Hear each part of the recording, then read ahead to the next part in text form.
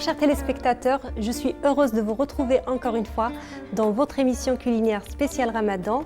Aujourd'hui, je vais vous présenter des recettes de pâtisserie comme les jours de l'Eid s'approchent.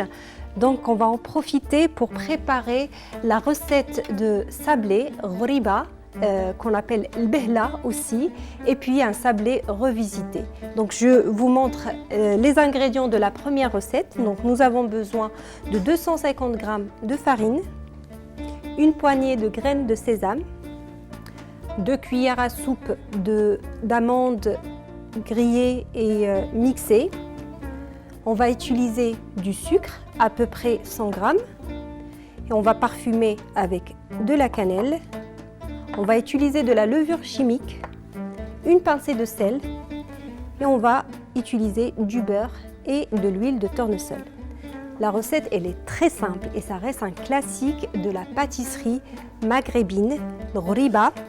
On appelle au Maroc cette ghoriba l'behla, qui veut dire la naïve, parce que c'est une pâtisserie qui ne nécessite pas beaucoup d'ingrédients, mais en même temps, on la retrouve dans toutes les maisons, chez toutes les familles, on ne peut pas s'en passer, surtout pour l'Eid. Donc, j'ai mis la farine, je rajoute les graines de sésame,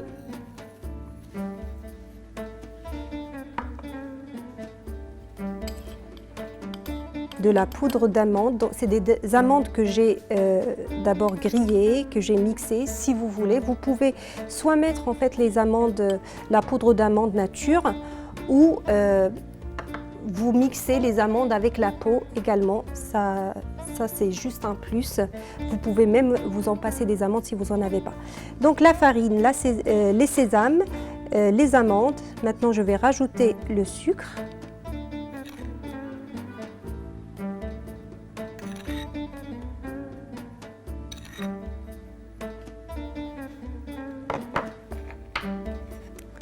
Je parfume avec une pincée de cannelle. Si vous ne voulez pas le goût de la cannelle, vous pouvez remplacer avec le sucre vanille.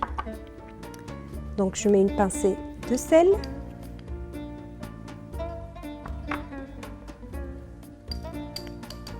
De la levure chimique, j'ai mis un paquet.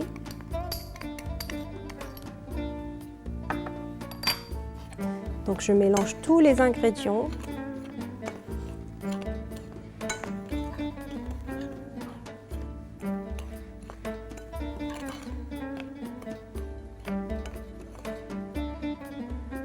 Je vais maintenant incorporer le beurre.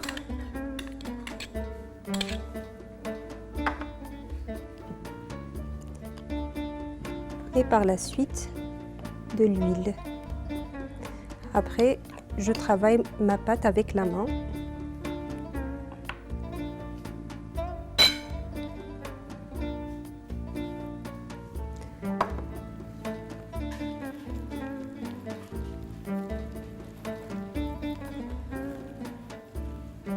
Une pâtisserie très simple et très savoureuse. Essayez de la faire, vous allez voir. C'est vraiment un délice.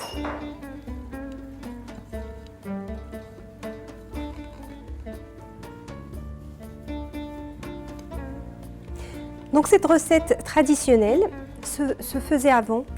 À la place de l'huile de tournesol, on pouvait le faire avec l'huile d'olive. Il y a même certaines régions au Maroc, comme la région d'Essaouira, ils mettent l'huile d'argan, comme il y a beaucoup d'argan dans la région. Dans la même recette, c'est vraiment une question de... Enfin, l'huile qu'on va utiliser, c'est en fonction des régions. Et récemment, on a remplacé un peu l'huile d'olive avec le beurre.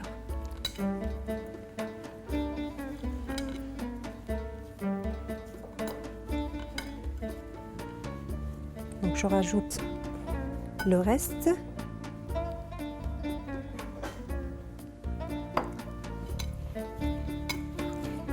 J'essaie d'avoir une pâte homogène, pas trop compacte, mais l'idée c'est que lorsque je vais commencer à faire des boules, vous allez voir, il faut que la pâte soit facile à rassembler. Regardez, je fais comme ça, donc ça commence.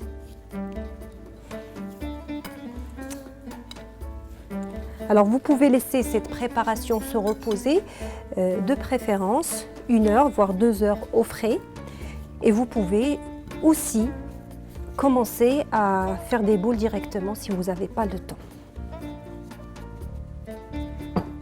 Voilà, je vais prendre maintenant ma plaque qui va au four.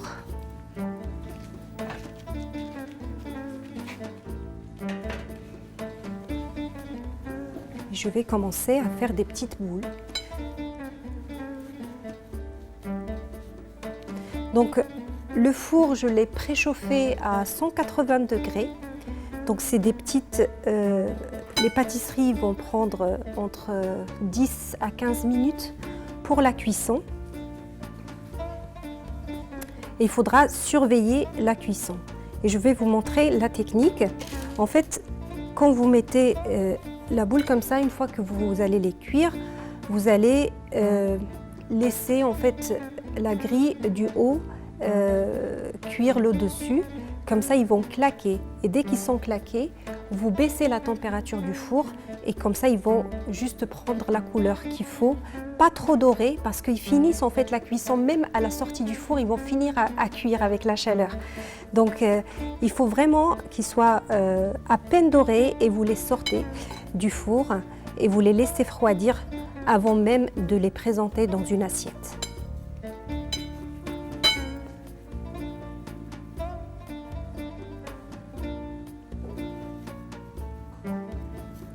Donc je vous montre une 4e boule. Je fais la boule d'une taille qui a une taille d'un noix à peu près.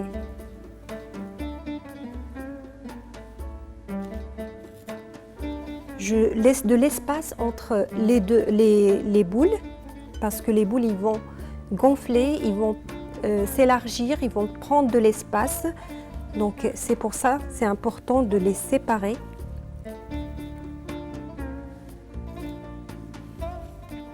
Voilà, je vais continuer comme ça jusqu'à la fin de ma pâte. Je vais vous laisser maintenant avec la liste des ingrédients et on se retrouve juste après pour la 2e recette. À tout de suite.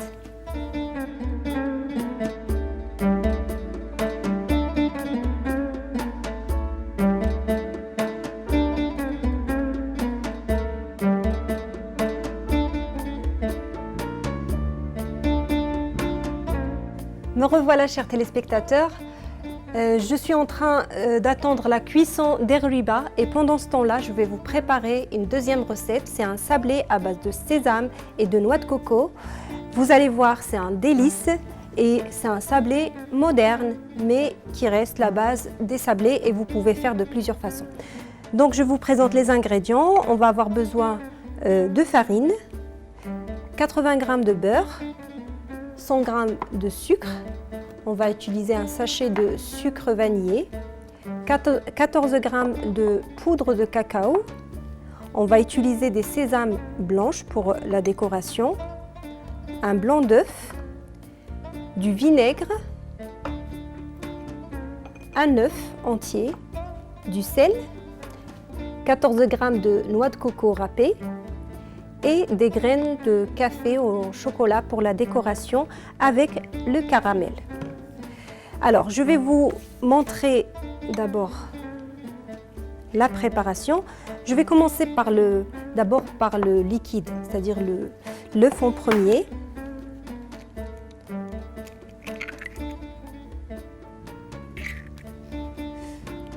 Voilà, je rajoute du beurre.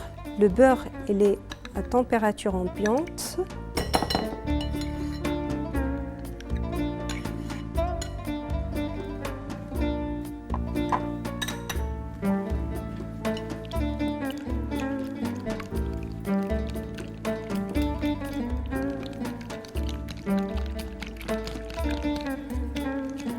Je vais rajouter le sucre.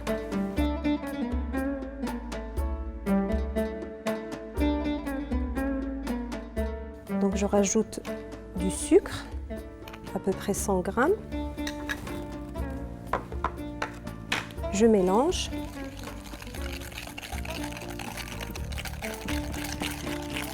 Le sablé, vous pouvez le faire soit avec du beurre tout seul ou vous pouvez rajouter un peu d'huile de tournesol également. C'est ce que je vais faire là tout de suite.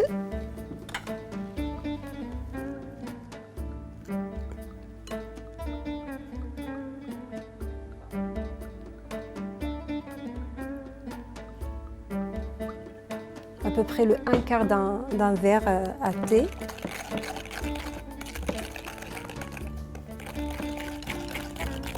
Voilà, maintenant je vais rajouter le sucre vanillé, une pincée de sel,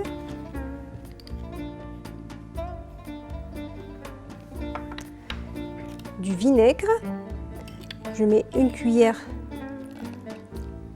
de vinaigre. En fait, j'ai mis le vinaigre, c'est ça qui va rendre la pâte très moelleuse et ça remplace la levure chimique.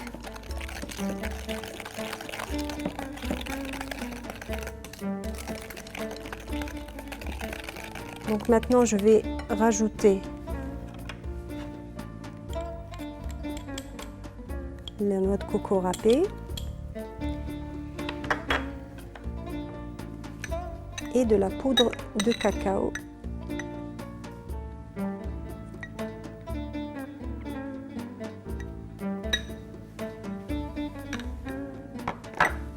Je mélange tout.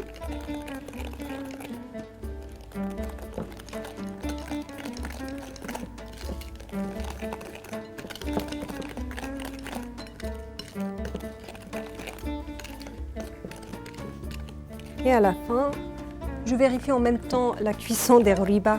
Je regarde. Elles sont belles, elles sont en train de craqueler. Donc ils vont cuire pendant 2 minutes et je les sors du four. Donc là, je vais rajouter de la farine. Je rajoute doucement. Je ne mets pas tout en même temps. Je vérifie la texture au fur et à mesure.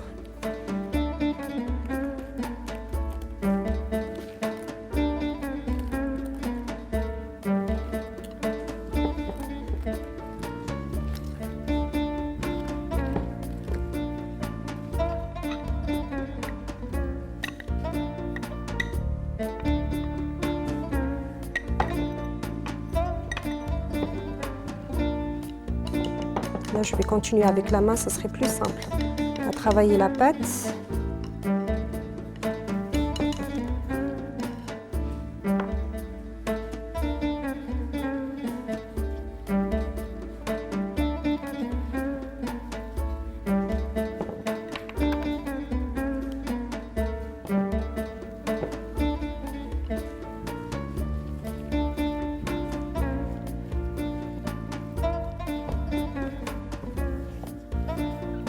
Donc je travaille bien la pâte.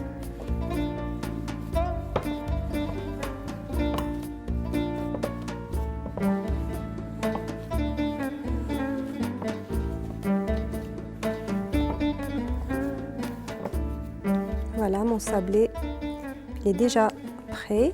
Je vérifie la boule, c'est très bien comme ça.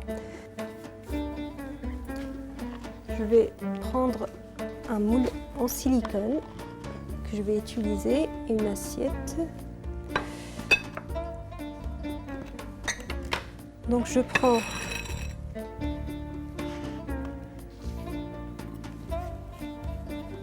un peu de pâte, je vais faire une petite boule et je vérifie la taille de mon moule. Là je vois qu'il y a un peu trop, ça dépasse. Voilà, donc là c'est la bonne taille. Je vais maintenant faire des petites boules de la même taille à peu près. Comme ça va être plus facile à remplir mon moule.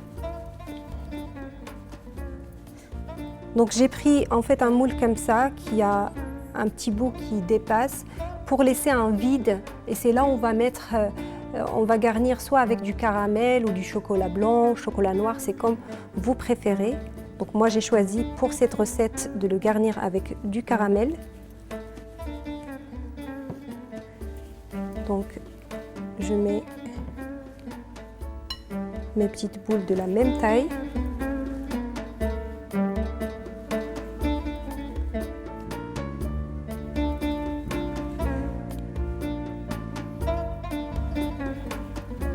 Et je viens les tremper dans le blanc d'œuf.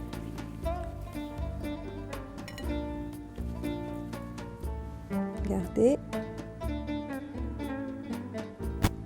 Je les pose.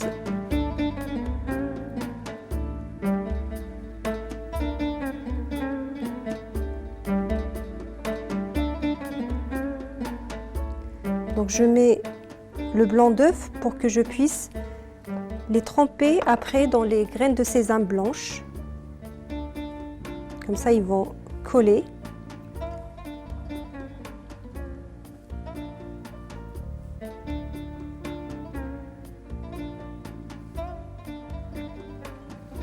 Voilà. Maintenant, je reprends mes boules et je viens les tremper dans la sésame blanche. Et je les mets dans le silicone directement.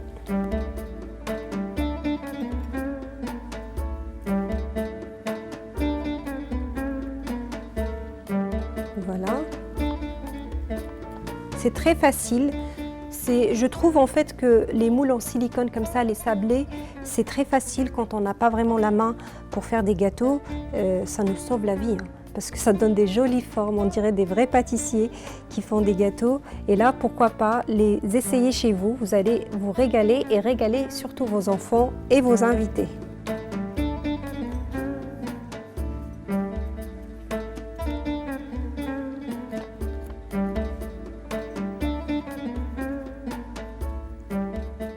Donc je vais continuer de la même façon. Par la suite, je vais les mettre au four. Ils vont cuire à peu près 10 à 15 minutes. Ça cuit très très vite, les sablés. Après, je vais les sortir. Donc le four il sera déjà préchauffé à 180 degrés. Donc une fois qu'ils sont cuits, je les sors, je les laisse refroidir. Et après, je vais vous montrer comment on les décore avec du caramel et le chocolat par la suite. Voilà, donc maintenant je vais vous laisser avec la liste des ingrédients et on se retrouve juste après pour la présentation finale des deux pâtisseries qu'on vient de préparer. À tout de suite.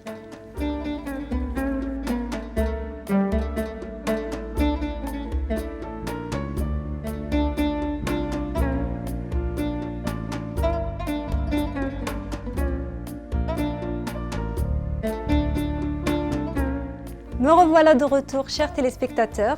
Là, je viens de sortir mes ghoriba du four. Ils sont bien cuits, ils sont bien craquelés, donc très réussis. Je suis très contente. Maintenant, je vais vous montrer comment on présente mes sablés au sésame et noix de coco.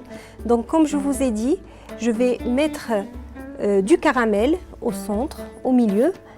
Si vous voulez, vous pouvez remplacer le caramel soit avec du chocolat blanc ou du chocolat noir, comme vous préférez. Donc voilà, c'est du caramel que j'ai acheté déjà prêt.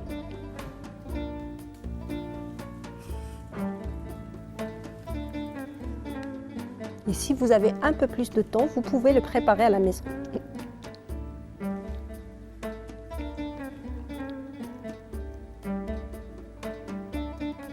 Voilà, donc je vais continuer comme ça. J'ai pris des graines de chocolat que je pose comme ça. Donc si vous mettez du chocolat blanc par exemple, prenez des pistaches entières et vous venez les poser derrière. Ça donnera une belle couleur aussi, le blanc avec le vert. Donc, je vais les mettre dans des petites caissettes marron.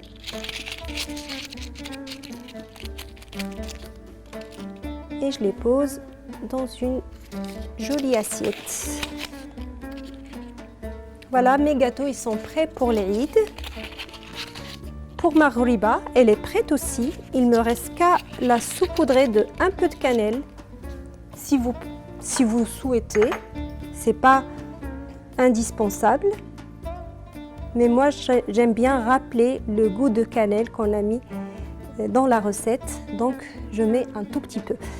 Voilà, j'espère que mes 2 recettes de pâtisserie vous ont plu.